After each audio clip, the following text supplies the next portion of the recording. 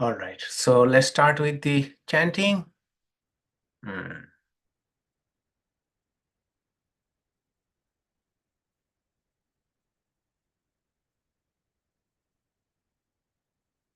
Om Bhadram Karnebhihi Shrunuyama Devaha Bhadram Pashe Maksha Virya Jatraha Sthirairangai Tuštuvagam Shastanubhihi Vyashema Devahitam Yadayuhu Shastina Indro Vriddhashavaha Shastina Pusha Vishwavedaha Shasti Nastarksho Arishtanemihi Shasti no Brihaspatir Tadhatu Om Shantihi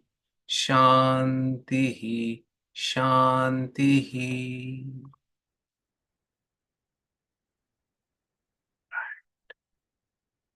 So we are studying Mundaka Upanishad. We have read so far 5 verses. It started like this. In the first 2 verses, the Upanishad spoke about the lineage of teachers through which this knowledge, this spiritual knowledge, was handed down from generation to generation. Then we come to the Upanishad proper, where a great householder called Shaunaka goes to a sage, Angiras, and asks the question, "O Venerable Sir, what is that reality knowing which everything else can be known?" The teacher, Angiras, does not directly answer the question. He says that 2 types of knowledge needs to be acquired. This is what the knowers of that spiritual reality, knowers of Brahman, Brahmavida, Vadanti. That's what they say. 2 types of knowledge, lower knowledge and higher knowledge. So what is the lower knowledge?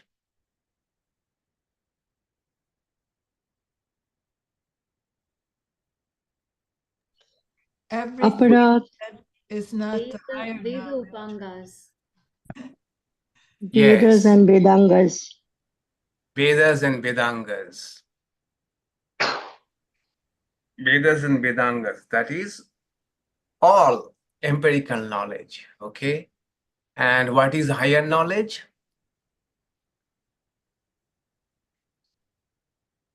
Brahman. Knowledge of Brahman. Yeah, Brahman.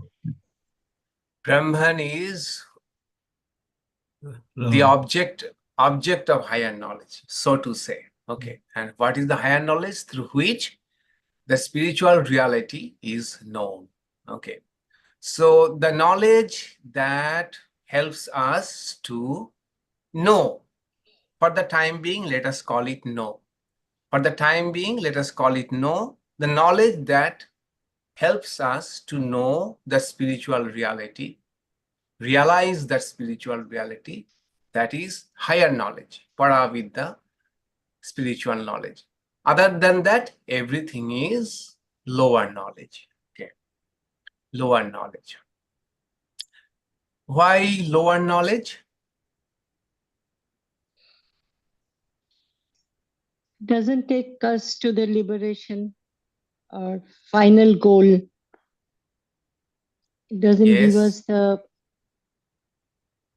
knowledge of Permanent, Brahman is not permanent prominent. satisfaction, permanent joy, or knowledge about who we are. Okay, who we are, our true reality.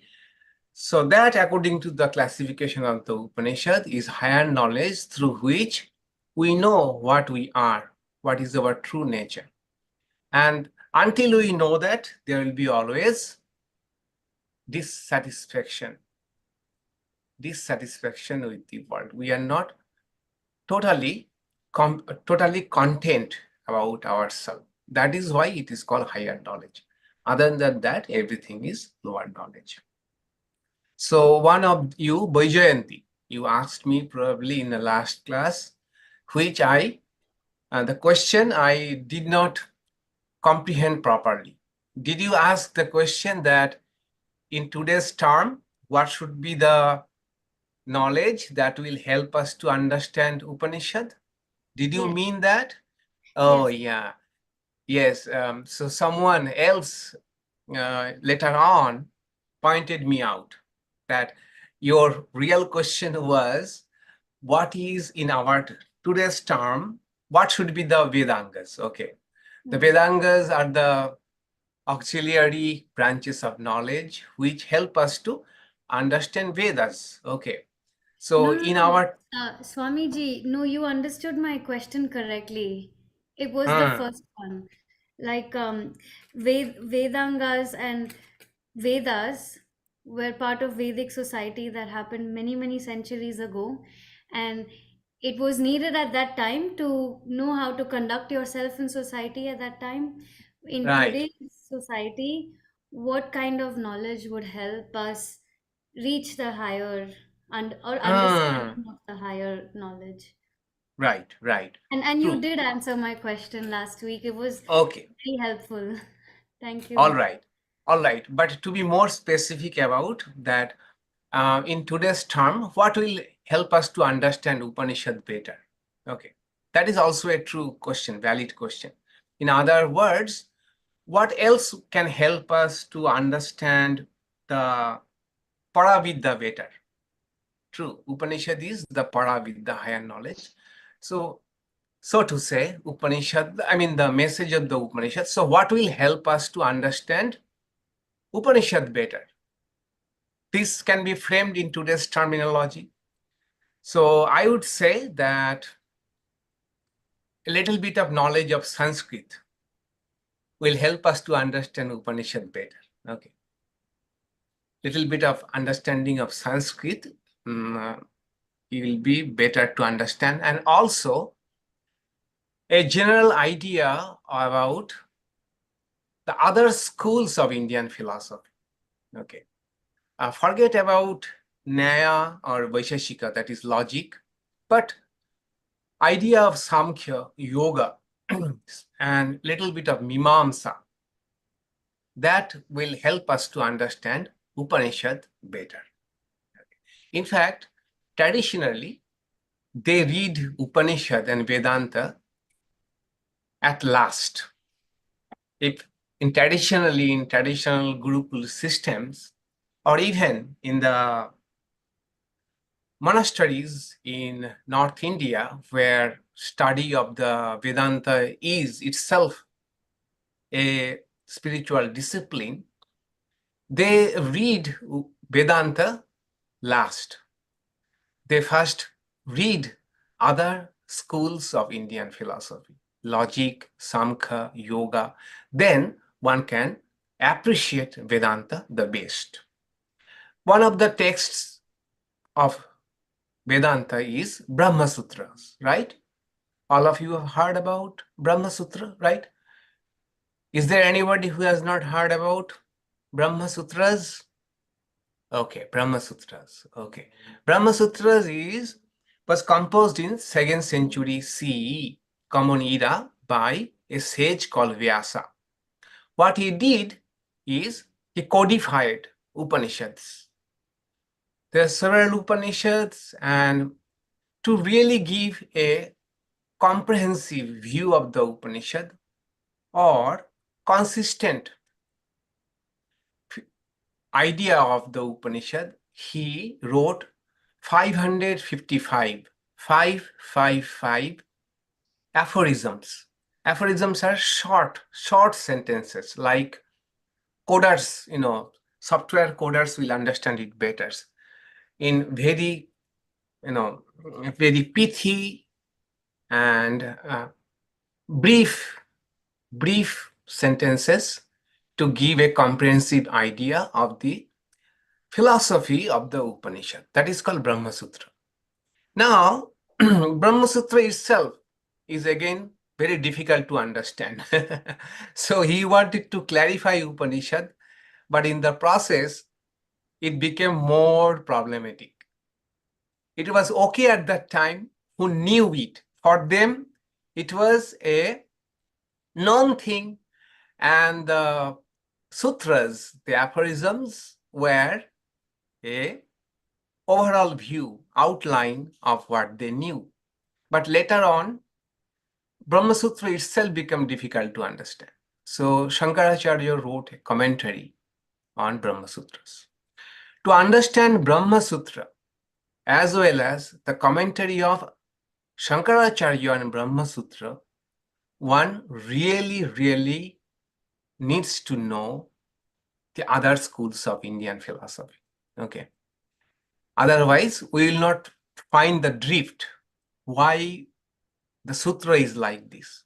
So in any one of the sutras, maybe Vyasa is referring to or refuting one Mimamsa school of philosophy.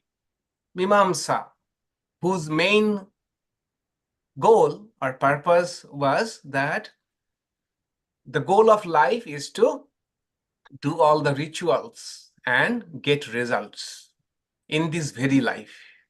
That was Mimamsa. Okay. So Brahma Sutras, some of the aphorisms were meant to refute Mimamsa. So why I am telling all of this? I am telling all of this that to understand Advaita Vedanta better, some idea about other schools of philosophy, and if it is possible, some idea of Sanskrit helps. Okay. All right. So Shaunaka went to Angiras, asked the question, and Angiras said, two types of knowledge, lower and higher, that needs to be known. Both are necessary. To appreciate the higher knowledge, one needs to also get acquainted with lower knowledge. Lower knowledge helps us to grow in this life, and spiritual knowledge ultimately makes us free, liberates us, gives us permanent satisfaction. Now, the higher knowledge, spiritual knowledge, is that through which akshara is known. This is what the definition of higher knowledge. Akshara means literally the imperishable, which does not perish, the permanent one. Okay. Now, then what is imperishable? What is that akshara? That needs to be defined now. That is what the next mantra speaks about. What is this spiritual reality? And as we noted, that spiritual reality is indeed unlike anything we know. So there is always a struggle to convey what is that spiritual reality. So Upanishads usually speak about that reality in two ways. One is what it is not. Neti, neti. Not this, not this. And another is iti, iti. It is this, it is this. All of these are pointers to that reality, spiritual reality. In this mantra, mantra 1.1.6, which we just barely started, both the methods have been used.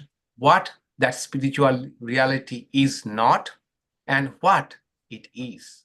So today we shall go into the discussion of this mantra. So let's take a look at the mantra.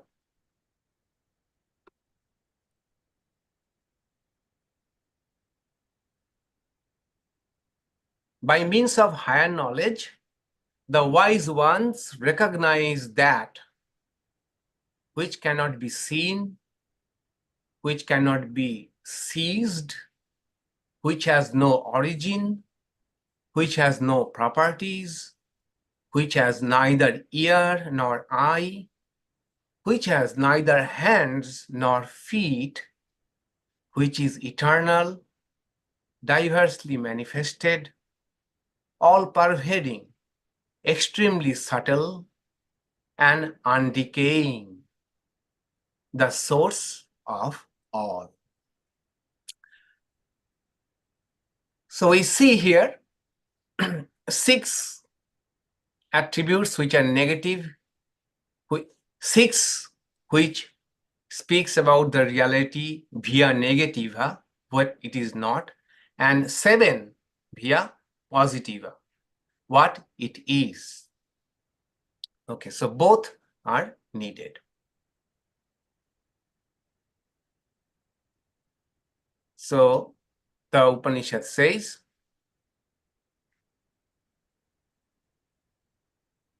paripaśyanti dhīrāḥ. The wise ones see. See by what? By higher knowledge. By higher knowledge, the wise ones see that reality. So paripaśyanti, literally, it means see, seeing something. But here, definitely not seeing physically with our physical eyes in a special sense. That is, recognizing that spiritual reality through the eye of wisdom, through a spiritual or mature understanding, not through the eyes. So when the Upanishad says the wise ones see that spiritual reality, that seeing is not seeing through the eyes, but seeing through the eye of wisdom, okay, which we call third eye sometimes, third eye, the eye of wisdom, okay, not seeing as we understand through the eyes. Then dhīrāḥ is another word, okay, dhīrāḥ, wonderful word. The dhīrāḥ, the wise ones see that spiritual reality through what? Through higher knowledge. So the dhīrāḥ literally means what? Any idea what dhīrāḥ means? Dhīra means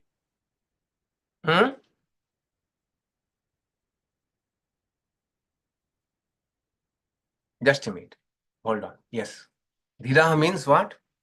okay. The way I understand, Dhīra means the one who revels in the wisdom.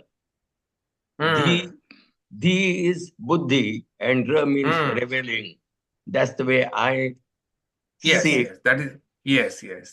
That is one meaning. Another, Yeah. Maharaj, Yes. another literal meaning is that quiet and very Yes, composed.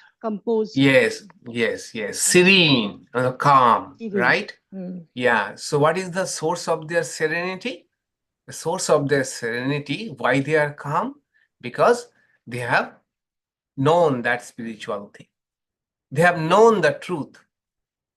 And when this is the promise, when we know that spiritual truth, we gain a strong center of gravity, a strong spiritual center of gravity, which gives us the serenity, the peace to remain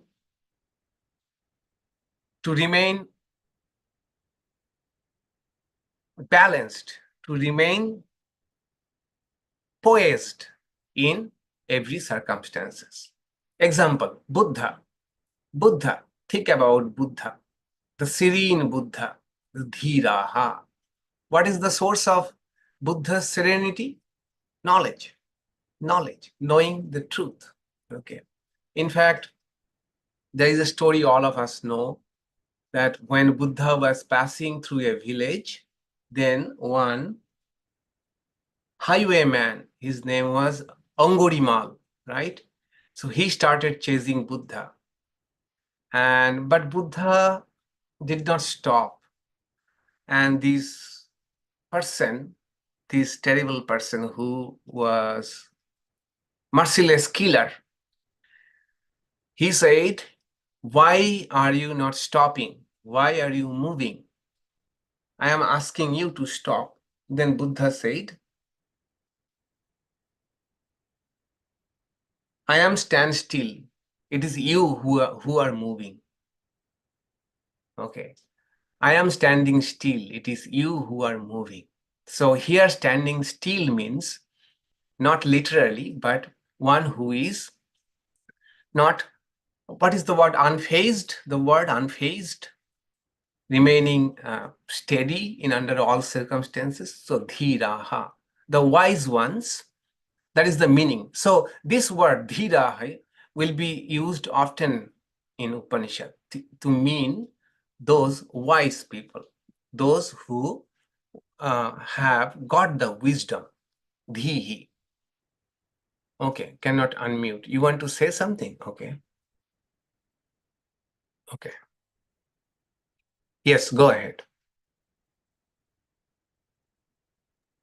Yes, Swamiji, I was thinking of chapter 2 of Gita, where Lokas talk about Sthita Prajna. That is Right. dhīrāḥ also, right? That Yes, is the yes, yes. description of dhīrāḥ. Yeah. These are all characteristics or description of the wise person. So these are two things, dhīrāḥ, the wise ones, see, not through three eyes, but through their spiritual eyes. And now, what do they see? The wise ones? The wise ones, through the help of the higher knowledge, they see, that is, they spiritually, they experience that spiritual reality via negativa. First, about that reality, 6 things have been told, which are neti, it is not.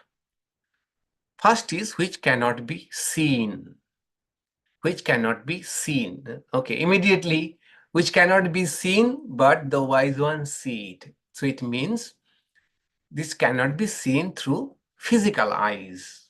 A different type of eyes are needed. Bhagavad Gita, you know that famous 11th chapter, when Arjuna wants to see the cosmic form of Krishna, then Krishna says, you cannot see me through your ordinary eyes. I am giving you a divine eye. With divine eye, you can see it. In Sri Ramakrishna, often in the Gospel of Sri Ramakrishna, we find Sri Ramakrishna often says that through spiritual disciplines, one gets a different types of eyes, and with that eye, one gets all those spiritual experiences. They see through that spiritual eyes, acakṣuḥ-śrotraṃ, a divine eyes. So that spiritual reality cannot be seen through eyes. Number 2, it cannot be grasped. It cannot be grasped. That is, it is not anything material that it can be grasped through our hand. Then, which has no origin, agotram, that is, it is the uncaused cause. It did not originate from anything else. That means it was always there. It was always there, it will always remain there. Uncaused cause, no origin. Gotram also means group. You know, gotram means clan or group, community. So in that sense, this higher reality, the spiritual reality, does not belong to any other group. Okay, any other group. That is, there is nothing else which is like this spiritual reality. So it is unique in itself. It does not belong to any other group. That can also be meant by the word agotram. Fourth, which has no properties. That is, no attribute, no color, no smell. But relatively, it is indicated through some attributes, such as it is vast, it is sat, it is existence, it is consciousness, it is bliss, These are relative description of that reality. But in itself, it is attributeless. There is no attribute to it. Then, which has neither ear nor eye, but that spiritual reality does not have ear or eye in the sense that we have ear and eye, but again, it is different eyes through which the same reality is looking at the world through different eyes, different ears. In fact, Kenu Upanishad says something about this. Can anyone recall Kenu Upanishad? That eyes cannot reach it, ears cannot reach it, but it's in every cognition. yes, that was said, but Something about else. eyes and Oh, sorry. No, sorry. Missed the point.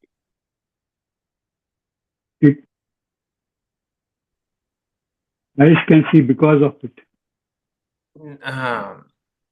anything else? It is the source of the energy that eyes and ears, a capability that eyes and ears get from. It is that, Yeah. it is the source. So it's just like a, Yeah. they give the example of torchlight, that a torchlight cannot see, the bulb in the torchlight cannot see itself because it's gaining the energy from the batteries inside. So Yeah. Yeah. But can anyone quote what Kenu Upanishad itself said? It is everywhere, it is omnipresent and penetrates in everything. Was that na tatra suryo bhati na chandra tarakam? Was No, it is not in Kenu. So Kenu Upanishad said it is eye of the eye. Eye of the eye. Ear of the ear. Yes. Okay. It is the vital force of the vital force. It is the mind of the mind. Okay. Okay. So it was the exact mantra was that although ear cannot see it, eye cannot see it, ear cannot hear it, but it is the eye of the eye, ear of the ear, mind of the mind. Okay, that was what Kenu Upanishad. Śrotraṃ, acakṣuḥ-śrotraṃ. Yeah, so yes, all right. So it has neither eye nor eye, but it is eye of the eye, ear of the ear. That is, eyes, ears, all of these are functioning because of the presence of that spiritual reality. This is what the Upanishads speak to us. Then, which has neither hands nor feet. Which has neither hands nor feet. That is, Brahman itself does not have hands or feet, but because of which hands and feet function. Okay, these are the 6 descriptions about which it is not. That is, it cannot be seen, it cannot be grasped, it has no origin, it has no properties, it has no eye nor ear, it has neither hands nor feet. But also there are 7 positive indications about it. Okay, 7 positive indications. One is, which is eternal. Eternal. So this is something very important. Everything in this world has a beginning and an end, no matter how old, thousands of years, millions of years, but they will come to an end. So more specifically, the Vedanta speaks of that everything every being, everything other than spiritual reality has 6 types of modifications. 6 types of modification. Does anybody recall from apāṛakṣaḥ-śrotraṃ, apāṛakṣaḥ-śrotraṃ class? 6 modifications that any created thing goes through. Yeah, it goes through here. Birth, growth, Jayate, decay, vardhate, Huh. aparimanate, Huh. illness. Yes, apāṇi-pādam. good. Jayate asti viparinamate vardhate apakshiyate nashyati. That is, anything in this world has a birth, it comes to existence. Then asti, it exists for some time. Then there is growth. There is growth, then there is change, then there is decay, and then it perish. So all of them may not be seen in everything, but this is usually the trajectory of created things, that they come to existence, exist for a while, there is change, then decay, and finally perish. And only one reality which is beyond these 6 modifications is the spirit, which does not go through all these modifications, which has no beginning, no end. And Upanishad speaks that it is eternal. It is eternal. Second is, it is diversely manifested. That is, one reality. Reality is one, but it is manifesting in different ways. First thing that comes to our mind is Purusha Suktam. It says that one reality that is appearing sahasra in thousands, like through thousands of heads, and thousands of feet, thousands of eyes. The one reality is manifesting through diversely, but reality is one. Sri Ramakrishna gave one example about it, that suppose you make a doll house of wax doll house.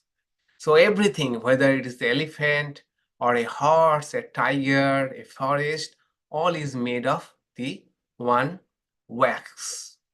So reality is one, but appearing in different names and forms.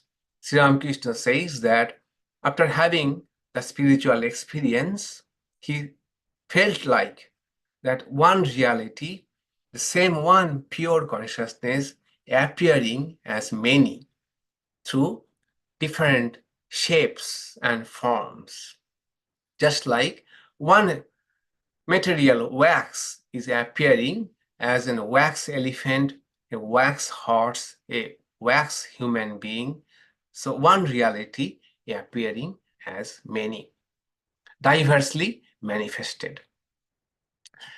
Then third description is, it is all-pervading. It is everywhere. It is everywhere. Interestingly, I would like to say that the recent research, recent findings of science is so much coming close to this observation. The recent issue, the latest issue of Scientific American, published a very groundbreaking study. The study found that earlier we used to think that intelligence, higher intelligence, is synonymous with brain, or at least some centralized unit which is responsible for intelligence. But recently they found that each cell, living cell, has its independent intelligence. Each cell is intelligent in itself, which that is independent of the central nervous system, independent of the central unit of processing. They have their own intelligence, and which surprisingly also get carried from generation to generation, from one generation to next generation. They don't have to wait for millions of years of evolution. Okay, the example is the one study that algae, they carried out one example with the algae, that algae loves to eat one kind of food. I forgot the name of the food. Okay, they very much love algae, one kind of food. I can tell later on because the issue is with me. But algae is also very much allergic to coffee, caffeine. They don't like caffeine. They shudder away from caffeine. So in a laboratory, what they did, they kept the food near the algae, and in between they kept caffeine. So the algae was trying to reach the food, but because of the caffeine, they were running away. They were moving away from the food. But after some time, this algae found that they have to survive. So they, in spite of having the caffeine, they went over the caffeine, bear with the pain of caffeine, and had the food. And they found that in the next generation, the immediate next batch of algae that came from this algae, they were now adaptive to caffeine. Adaptive to caffeine. So in one generation, this kind of selection or evolution is not possible unless each cell has its own intelligence. Okay. Just yesterday I was watching in a documentary on PBS Nova that when the mouse, in laboratory mouse, they were given shock, and the shock at the same time order. And they found the next generation of mice has unusual number of those neurons which has respond to both shock and order at the same time, which is not can be found in other mice. The point is every living cell has intelligence. And again, they found that plants are far more intelligent than what we thought about them. Plants can cry. Plants actually cry. When they are in pain, they cry. Not only that, in that same Scientific American study, they showed that if we are giving pain to one plant, the next plant also shudders in pain. Not only that, next time when we bring the same thing to that plant, it automatically reacts. That is, it has seen, it has observed that what this thing did to the next plant. And now when that thing, say a chainsaw, okay, the one plant observed that the chainsaw is giving trouble to the next plant. Okay, and it was really expressing anguish in its own language. And when you bring that chainsaw to this plant, it also shudders away in pain. That is, intelligence is in cells, in plants, and interestingly, also in matter. In matter, those who know about quantum entanglement, the mystery of quantum entanglement, that two electron particles, two particles were connected and affect one another, even if those particles are light years apart. Light years apart. Two particles which are in quantum entanglement, if one particle changes, the other particle, no matter how far it is, it still reacts immediately. So all of this shows that intelligence is all pervasive. Okay. So, and intelligence is the indicator of what? Consciousness. Consciousness. This is what Upanishad is telling us, that it is everywhere. Sarvatra, sarvagataṃ. All these show that intelligence is everywhere. There is reason to believe that consciousness is everywhere. That is what Upanishad is speaking about, that reality. Okay. Then Upanishad says it is extremely subtle. That is beyond the grasp of our senses. Does it mean that even not it is visible under microscope? No, not even microscope. With the help of microscope, we can find that spiritual reality. It is so subtle. Sri Ramakrishna says that through the spiritual disciplines, mind becomes subtle. Through spiritual disciplines, mind becomes subtle. And then this subtle mind can intuit that subtle reality. Okay. Otherwise, mind, as we have it, is more gross for it to grasp that, intuit that subtle reality. So it is extremely subtle, sukṣmaṃ. Then this mantra says, fifth indicator, undecaying. Matter decays over time.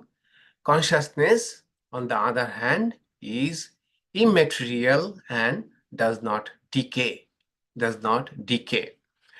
Mundaka Upanishad tried to give this idea, some idea about it, that how that consciousness principle does not decay.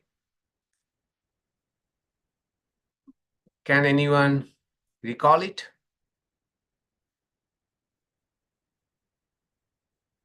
Mundaka Upanishad hinted at this, that consciousness does not decay, does not change.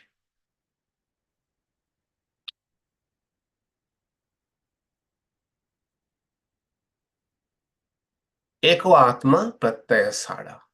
There is one unchanging sense of self which does not change. Although our body is changing, mind is changing, there is one reality in all of us which does not change, which gives us the sense of unbroken self.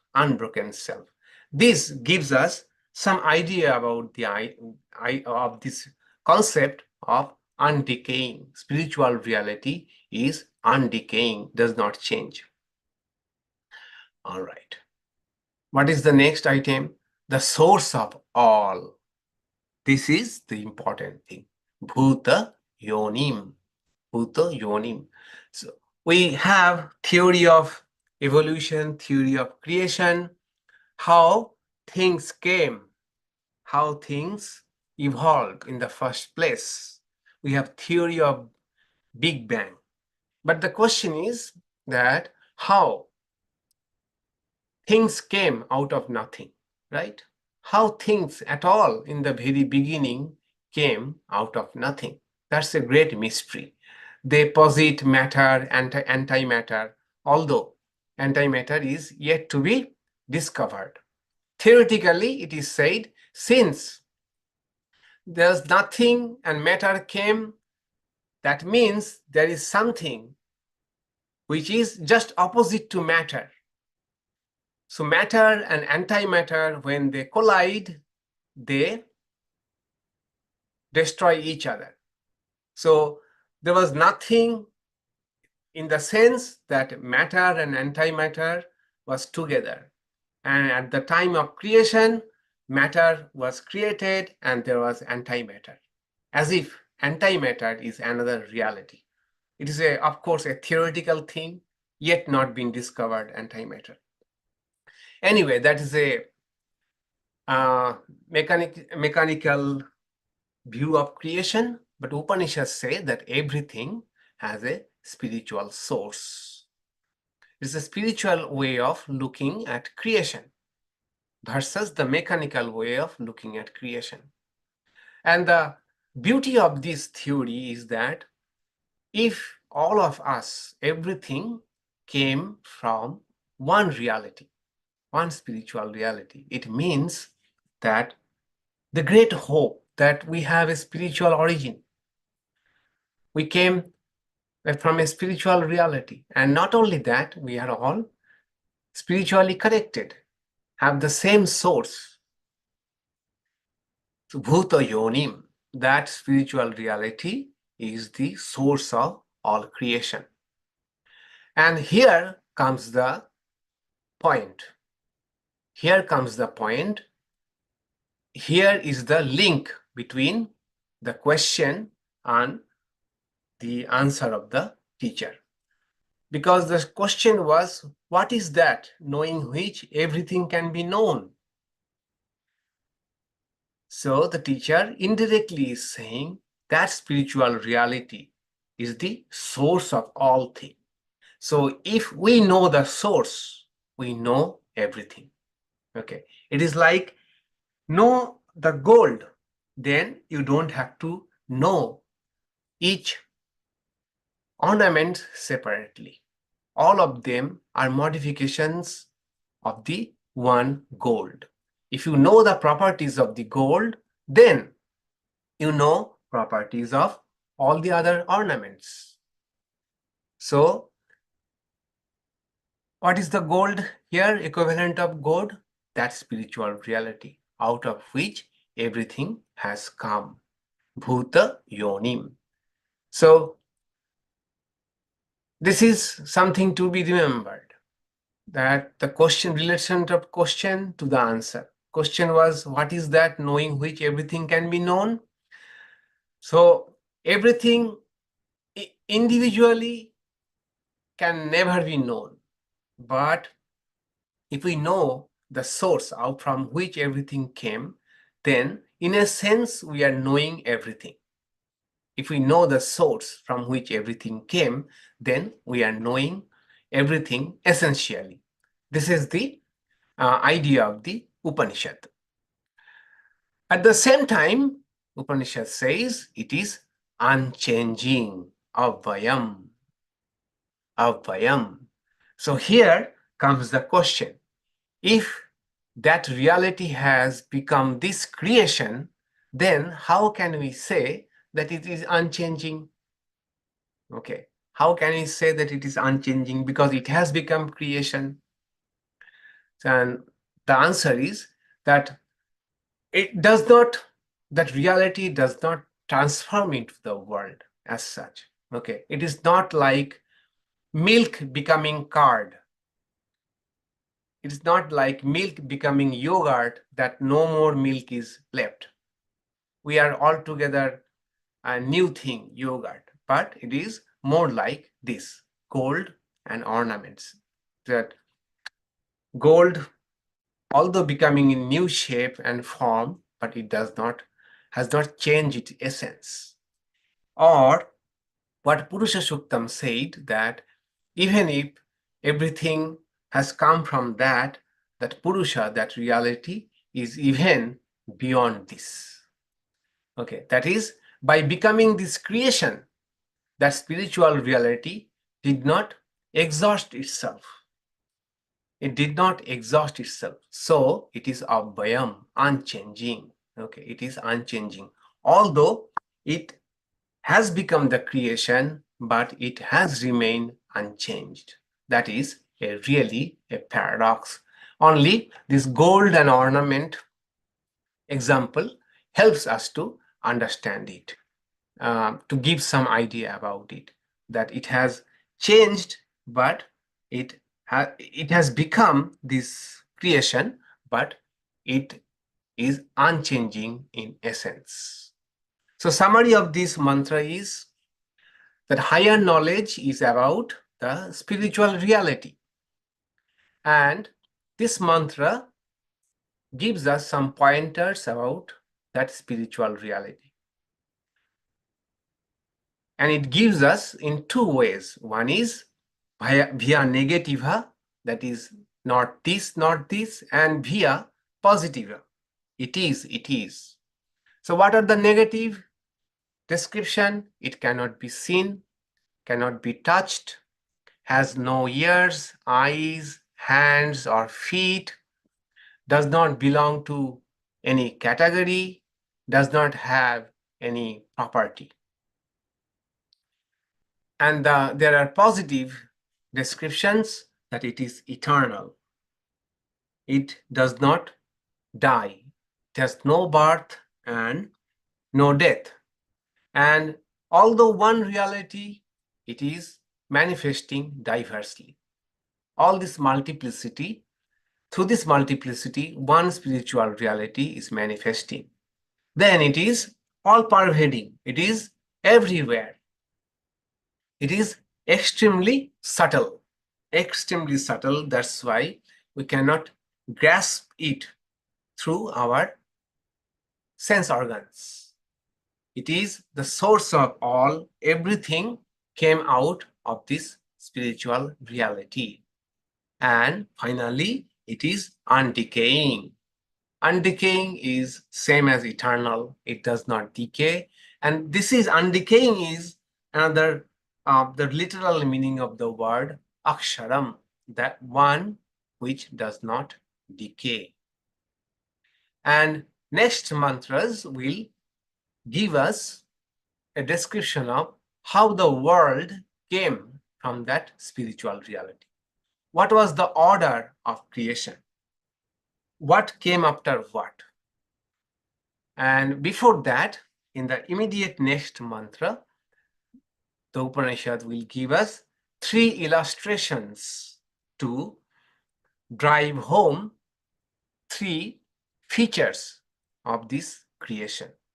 3 features of this creation that we shall see in our next class. Our next class is on 22nd March. Okay, 3 weeks away. Next Friday, we have Shivaratri celebration, night of Shiva. So we cannot have the class. And the following, I will be in Canada. Okay, I'll be going to Canada for 5 days. There is a Vedanta Society in Calgary. So they have invited me. I'll be there for 5 days, from Thursday to Tuesday. So long break, 3 weeks. Okay. If you can, please go through the materials we have already supplied. Okay. Then we shall meet on 22nd March. Okay. Let me see. Is there any question?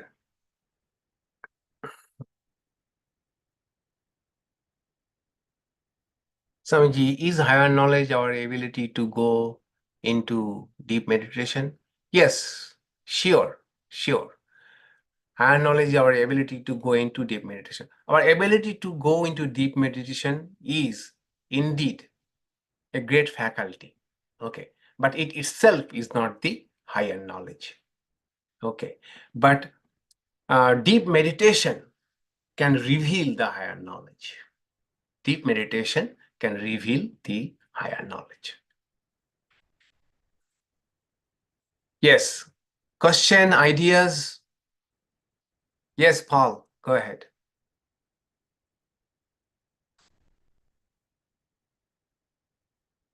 Oh, I'm sorry. Yes, now you can unmute. Yes. Okay. So I was thinking about that unchanging quality.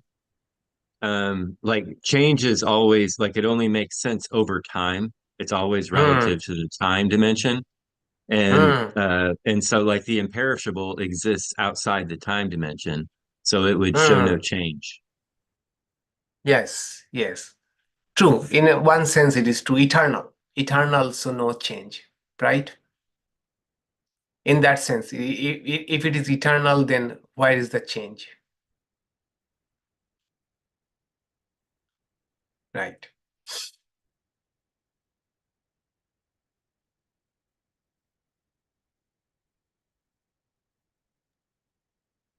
So no question. Oh, yes, good. Or just a comment that by this giving us these negative points, what rishis are trying to say, this is not an object that It's can not an be, object. right? Also, Right. it does not have any karma to perform. So it's not Bound by law of karma, you want to say. Yeah. So Jnanendriya and Karmendriya are not there, basically. And then with the positive things, the eternal. And so all these, the creation itself, it's floating in the consciousness. It's not separate from consciousness, but it depends on consciousness, like bubble depends on the water.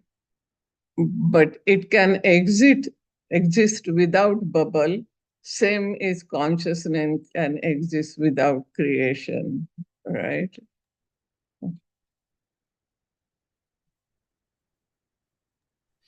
Indeed, very good. Yeah, it's a good example. Yeah, that yes, that water can exist without even bubbles, but bubbles need water for its existence. Yeah. Yes, Betty. So when one merges, does one lose one's subtle body? What did you say? When we have self-realization, Mm-hmm. we lose our subtle body. No. Subtle body we lose only at the time of death. I thought subtle body goes from one incarnation to another. Right. So at that merging means, what did you mean by merging? When we become one with that reality. When we go back into that reality. Yes. So realize, that is spiritual realization or illumination, right? That is what you are meaning by merging. Okay. So suppose I have illumination now, and my subtle body then goes away. So what does it mean? I will not be able to see, hear, do anything. Okay. So subtle body will remain as long as we are alive. Okay. So what happens is, if you remember, this we discussed in a great detail in Keno Upanishad. Three paths after death. What happens after death? Okay. With chart and picture, I tried to make the point. So for someone who has not realized their infinite nature, after death, the subtle body will go and find another physical body. Okay. But someone who has got illumination while living, that person will be called Jivan Mukta, liberated while living. At the time of death, their subtle body will disintegrate, go back to nature. No more birth.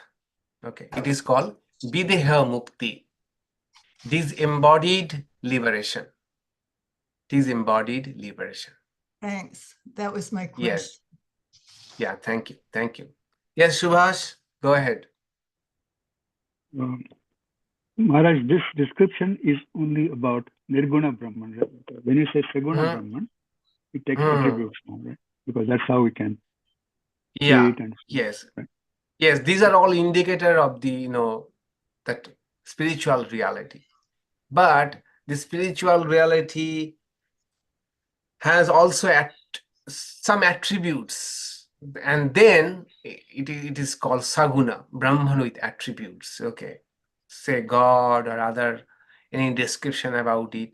Even Satchidananda, frankly speaking, this description is also an attributes as attributes. Okay, so the reality itself is beyond any description, beyond any attributes, but attributes are for the sake of our understanding. Sake of our understanding. Thank you. Maharaj, how to use this apara knowledge, which will take us to realize the para knowledge, and our spiritual practices and these externalities, what are the religion which is formed from that. So I think that has to be realized properly and go through it so that we can realize the ultimate truth. Otherwise, this apara knowledge is very much essential and has to be practiced properly. Yes, yes, indeed. So apara knowledge should lead to, para knowledge. The idea is that we need not get stuck into apara knowledge or lower knowledge. Lower knowledge is important, needed, but that should not be end. That it should lead us create a hunger in us for the higher knowledge. Then it becomes really meaningful. Okay, that is the idea of the Upanishad. Yes, as Swami Vivekananda said, that the religion is that which makes us to understand, realize the unchangeable one.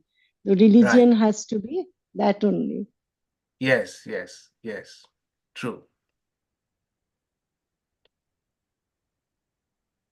All right.